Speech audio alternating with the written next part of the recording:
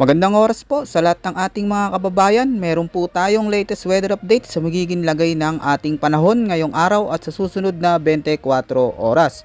Ano nga ba ang inaasahan nating magiging panahon ngayong araw mga kababayan at anong mga lugar ang apektado ngayon ng minomonitor nating low pressure area? Yan po yung sabay-sabay nating alamin lahat yan mga kababayan, no, dito po sa ulat panahon ko ngayong araw na ito. Sa kasalukuyan mga kababayan, patuloy nating binabantayan itong LPA o low pressure area na si dating bagyong Kerubin. At ngayong araw mga kababayan, no, patuloy pa ring nagdadala ito ng malalakas na pag-ulan sa ilang bahagi ng ating bansa. Huling namataan ang LPA na ito mga kababayan sa layong 35 kilometers hilagang silangan ng Dipolog City, Zamboanga del Norte. Dahil sa mga pagulan-dala nitong LPA ay apektado ngayon ang malalaking bahagi ng Visayas at Mindanao mga kababayan, lalo na dito sa mga lugar ng Catanduanes, Palawan, Northern Samar, Eastern Samar, dito din mga kababayan, no, sa Albay, Sorsogon, Leyte at kasama rin ang Southern Leyte. Kaya ang mga lugar na ito mga kababayan ay makakaranas ng madilim na kalangitan na may pagkulog, pagkidlat at malalakas hanggang sa matitinding pag-ulan na umaabot sa 100 mm to 200 mm. Pagandaan po natin yan mga kababayan dahil dito ay posible po ang biglaang pagbaha at pagguho ng lupa sa mga lugar na nabanggit natin mga kababayan.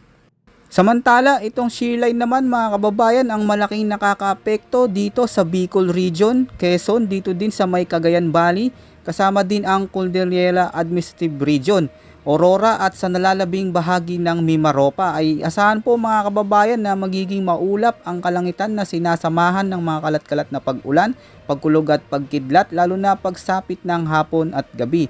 Kaya patuloy po tayo na mag-ingat mga kababayan dahil hindi rin inaalis ang posibilidad o banta ng flash flood at landslides lalo na kung magiging malakas ang mga pag-ulang dala nito.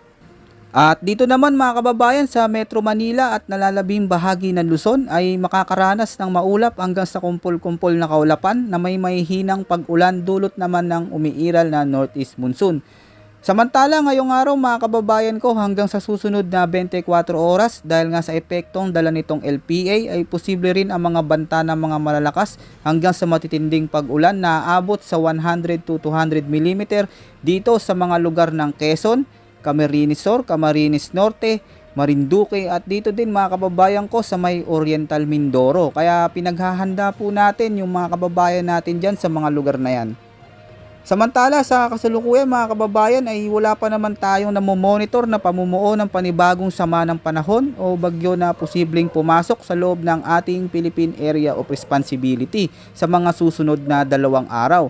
Kaya magandang balita po ito sa ating mga kababayan at ipagdasal po natin na sana wala nang pumasok na bagyo para makapagdiwang po tayo ng Kapaskuhan at sa parating na bagong taon. Kaya maigi pa rin mga kababayan na lagi po tayong nakaantabay sa lagay ng ating panahon nang sa gayon ay palagi po tayong handa mga kababayan ko. Yan po muna ang pinaka-latest weather update natin at ulat panahon ngayong araw mga kababayan ko. Ito po ang inyong weather forecast ng bansa. Maraming salamat po at ingat po sa ating lahat.